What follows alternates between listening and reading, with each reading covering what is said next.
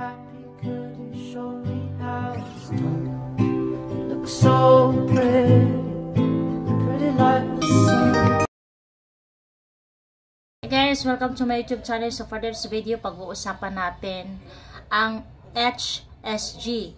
Ang meaning doon ng HSG is heterosalpingography.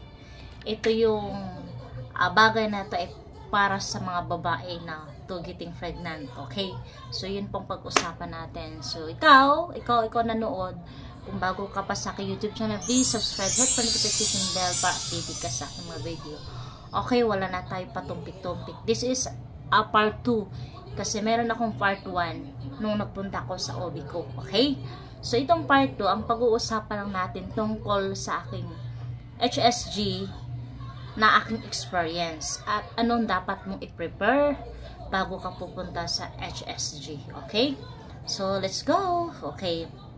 Now, so, sinabihan kasi ako ng doktor na kailangan mo mag-undergo ng HSG para malaman natin kung okay yung mattress mo or nagpapangsyon, para yung egg daw kung magandang daloy o bakit 7 years hindi kami nagkaroon ng haba baby.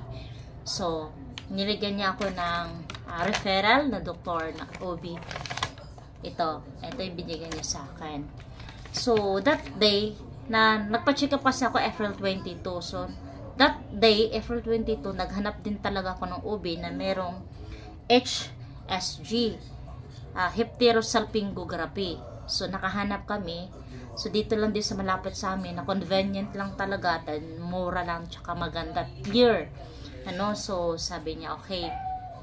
Tinanong ko, nung pumunta ko sa OB na para sa HSG ko, tinanong niya ako, okay, kailan yung last mens mo?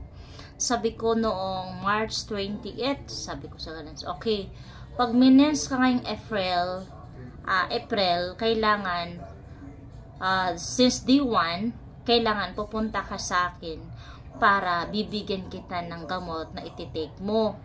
So, nung bumalik ako ng April 29, kasi first D1 ko yun, na menstruation, bumalik ako kay OB, kay Doc, para malaman niya na ito nga, nagkaroon ako ng mens na. So, sabi niya, okay, itong gagawin mo, re-resetahan kita ng gamot para sa procedure mo, pero iinumin mo to after na iyong menstruation period. So, ang naresita sa akin, binigyan ako ng sana ba yun? Binigyan niya ako ng medicine, So, yung medicine na yun, ito yung dicycline, no? So, 100 grams. Yun yung pinainom sa akin kasi ito yung preparation. So, ininom ko to noong May 2 kasi tapos ako ng mens ko sa May 1. So, May 2 ko nag-start ng inom dito. Then, sa dito, iinumin ko na to ng once a day. No, itong dicycline, diba? So, ito yung binigay sa akin. Then, 2 times a day nga, pero ginawa ko na lang ng once a day kasi nga, para naman, di naman siya masyadong, alam niyo na, medyo may kamahalan din. Tapos, pangalawang niresita sa akin, yung Arcoxia. So, yung mga gamot na to, yung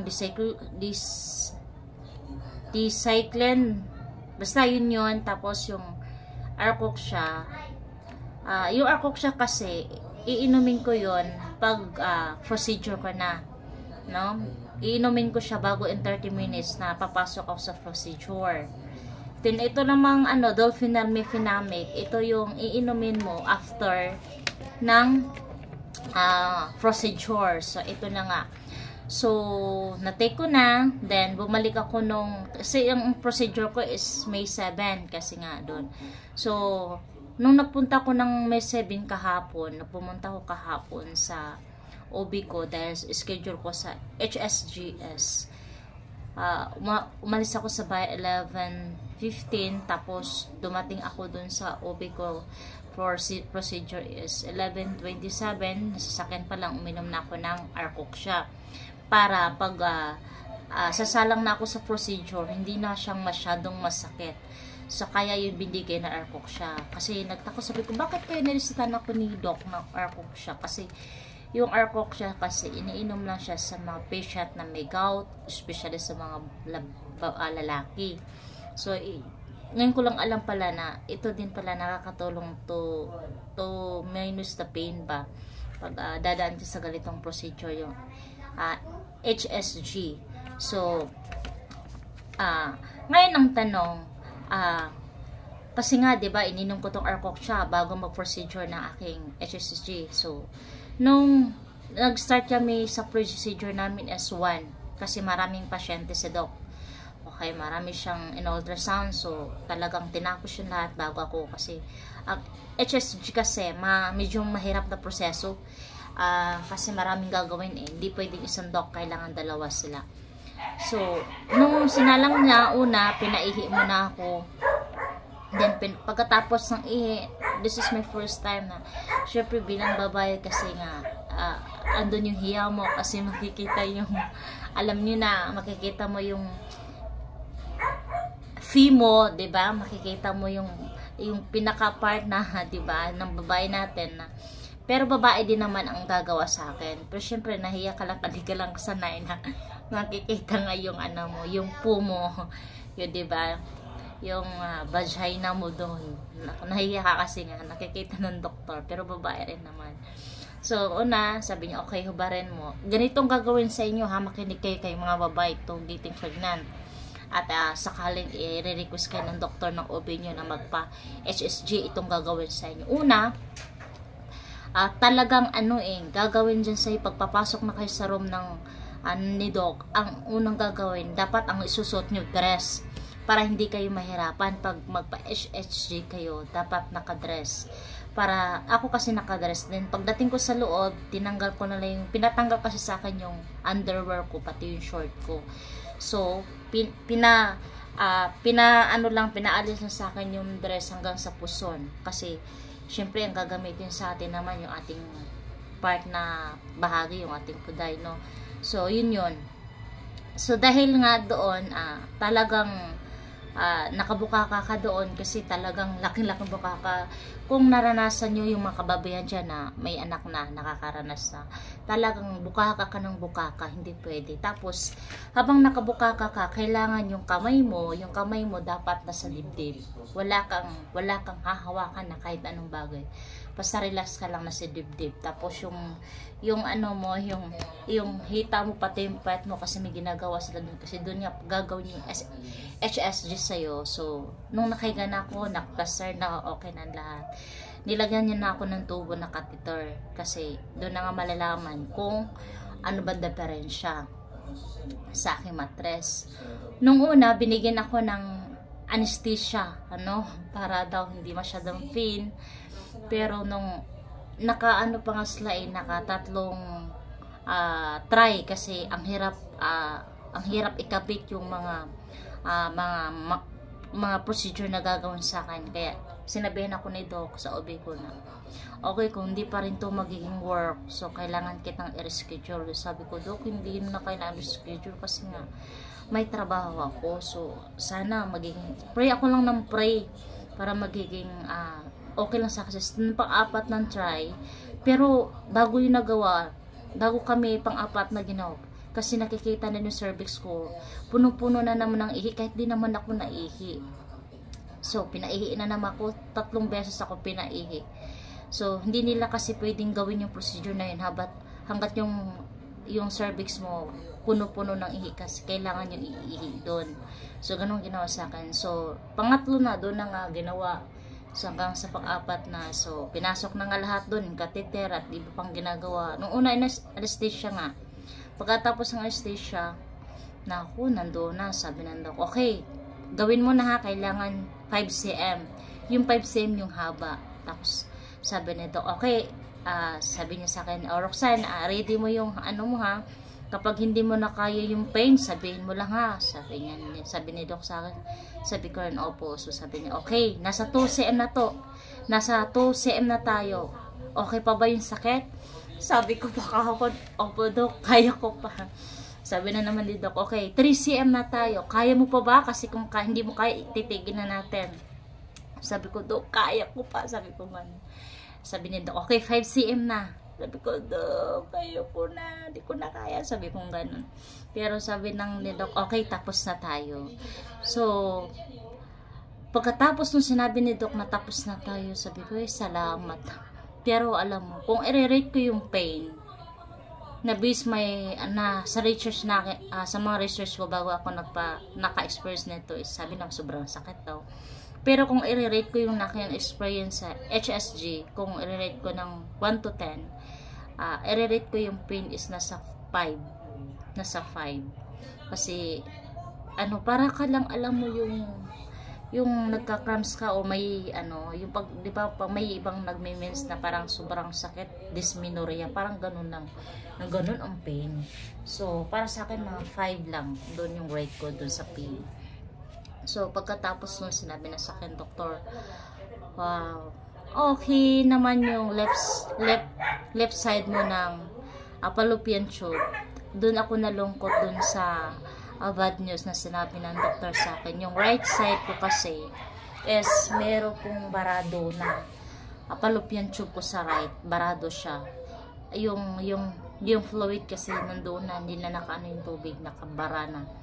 So, sabi ng doc sa akin, okay, wag ka muna mag-ala kasi yung left na side ko ng aking fallopian tube okay naman. So, yung epididymal, yung pang ano lagay, yung di ba pag yung lagay ng baby malinis talaga, pero yung pinaka problema ko lang doon sa sinabi ni doc, yung nagkaroon niya ako ng blockage sa aking fallopian tube. So then after that, hindi naman kasi piniliwanag na doon ako nagpakuha ng HSG kasi dapat ang magbasa doon ng result yung aking OB na si Dr. Magat. So, that day, kahapon pumunta talaga ako, dinaanan ko na si Doc Magat, yung aking OB talaga mismo, na pinabasa ko sa kanya result. Nung nakita niya, sabi niya, okay naman yung left side mo nga, nung fallopian tube mo, at saka yung epididymal pang na baby, malinis, wala kami nakita ng kahit ano. Yung problema lang natin is yung right side niya, kasi blockage nga, talagang black barado yung ano mo, yung fallopian tube mo, kasi yung mattress kasi natin dalawa to kasi yung isa kasi kumbaga magkakasalubungan yan sila to embrace the brayo, yung bang magkukonek sila, kaso hindi nga magawa yun kasi yung isa lang ang function, kasi yung isa black nga barado So sabi ko, Dok, kung barado yung isa mong mattress sa fallopian tube sa right, may tendency ba magkaroon pa ng baby? Sabi niya, yes, pwede pa, kasi meron pa mang isa, kailangan mo alagaan. Pwede ka pa magbuntis, pero nasa 50% lang. Sabi niya ganun. So, sabi niya, tatapatin ko na kayo, mahirap to, pero ito kasi may blockage yung fallopian tube mo, kaya hirap ka rin kasi may problema nga yan ang tawag ni Doc dyan sa may problema. Yung mister ko din may problema. So sabi niya, so kailangan nyo sabi niya sa akin, kailangan ko kayo i-refer sa reproductive na fertility na doc na kung saan sa malalaking hospital like Makati, Quezon City, yun yung mga doktor na nire-refer sa amin. Sabi ko naman kayo sa OB ko, Dok, anong gagawin namin doon? Ba't kailangan namin pumunta doon sa reproductive fertility? So sabi niya, so dahil nga may blockage ka, so yung purpose lang para magka-baby ka talaga na sigurado is kailangan mo magpa-IVF. Okay. Yung ano ibig sabihin na IVF? Para bang ito yung sinasabi na, yung IVF kasi sinasabi ito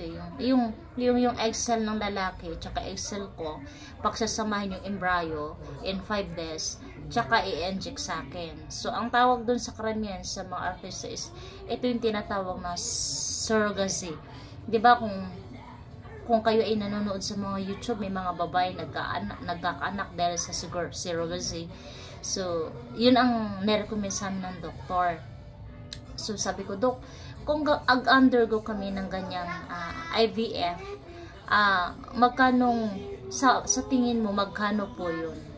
Sabi niya, 500,000 ang maging expenses. Talagang madugo yan na part pag-usapang IVF.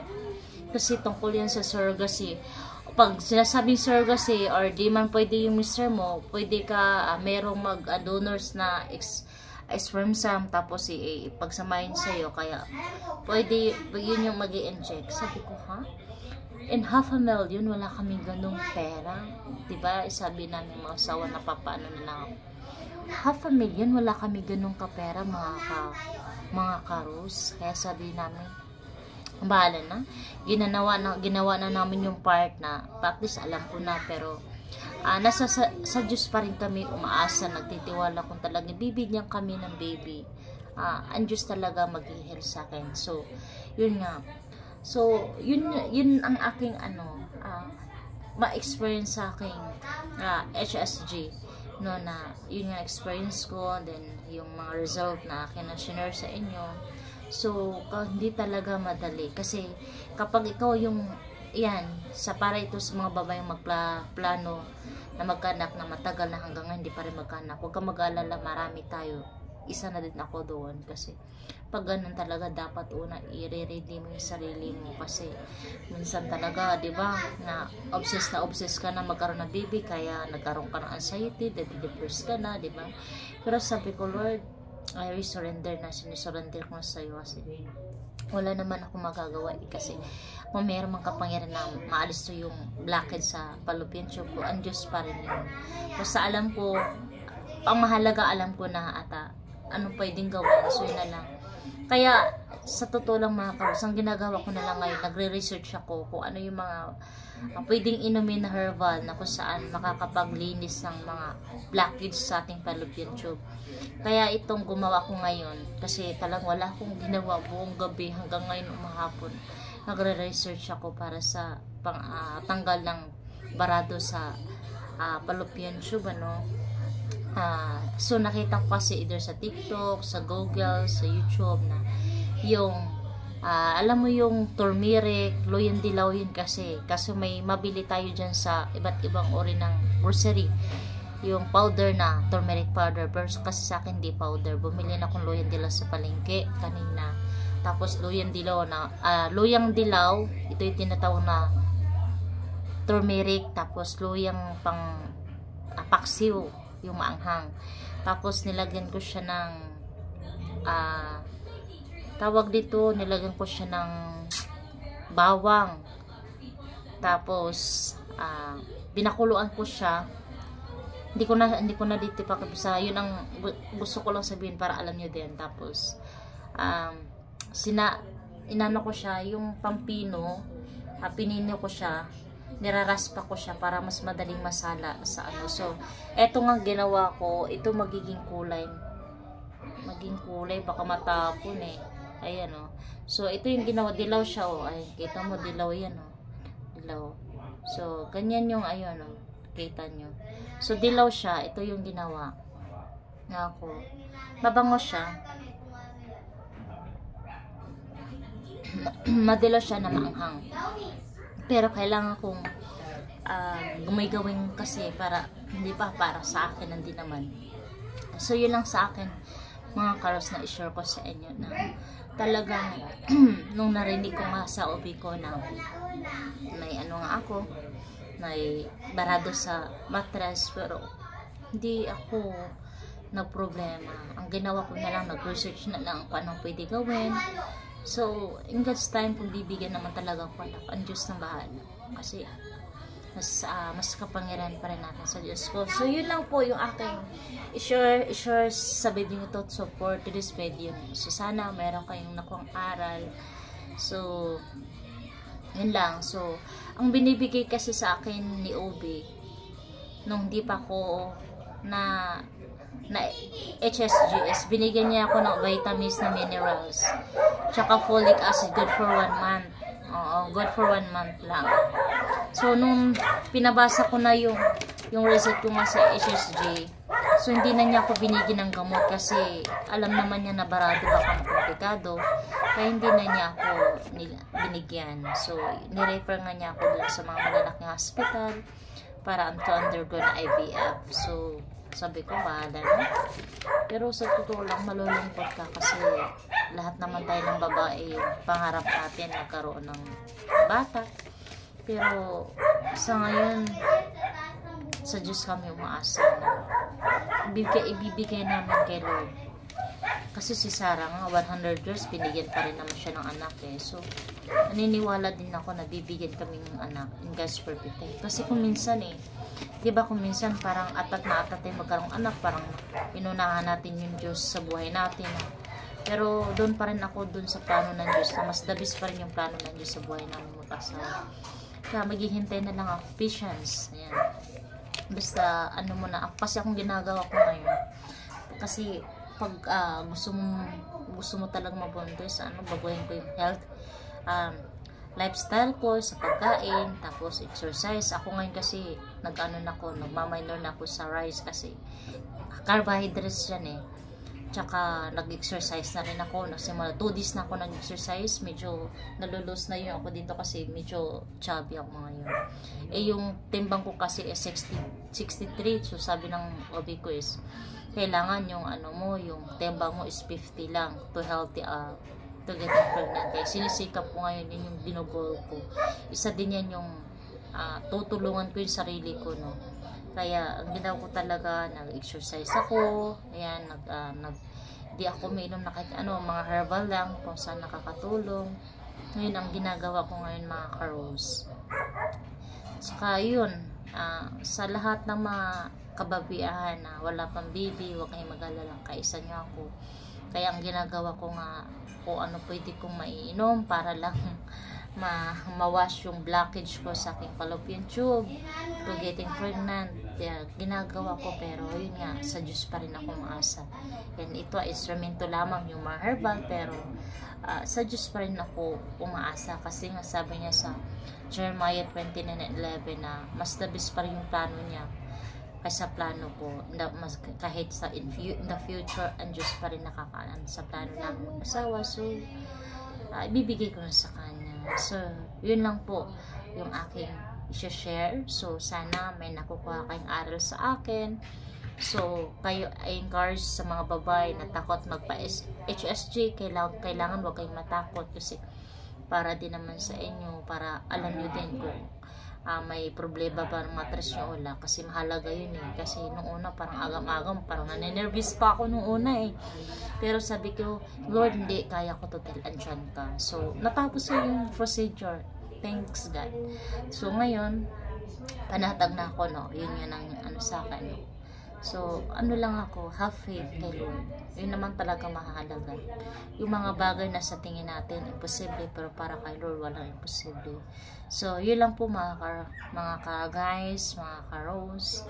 I hope na meron kayong natutunan sa video ito. Paki-comment down below kung isa ka din sa problema ko, o hindi tayo nag-iisa. Kung ano mang meron na matutuklasan ko to unblock na aking fallopian tube para malinis, i-share ko din dito sa inyo. So, yun lang po, magtutulungan tayo. Gusto kong i-share sa inyo para naman maka-encourage din ako sa mga kababihan na takot magpa-HSG, no? Kasi kailangan talaga na malaman natin bilang babae na kung ano ba talagang problema natin. Kasi hindi tayo magpa-doktor, kuro-kuro tayo, bakit kayo, ano kayong problema sa akin. So, wag kayong matakot na kung i-request kayo ni Doc or OB nyo na magpa-HSG, mas maganda ngayon para malaman nyo talaga kung anong problema. So, yun. So, yun lang po mga kagaya. So, thank you for watching. Kung ikaw, hindi ka pa nakapag-subscribe, kahit yun na lang ang ibigay mo sa akin ng support, yun na lang ang gawin mo sa akin na mayakap, yun na lang din ang magawin sa akin to feel me love, diba? So, mag-subscribe ka lang, hit pa notification bell para update ka sa akin mga video. Okay, thank you for watching everyone. God bless. See you in my next vlog. Bye!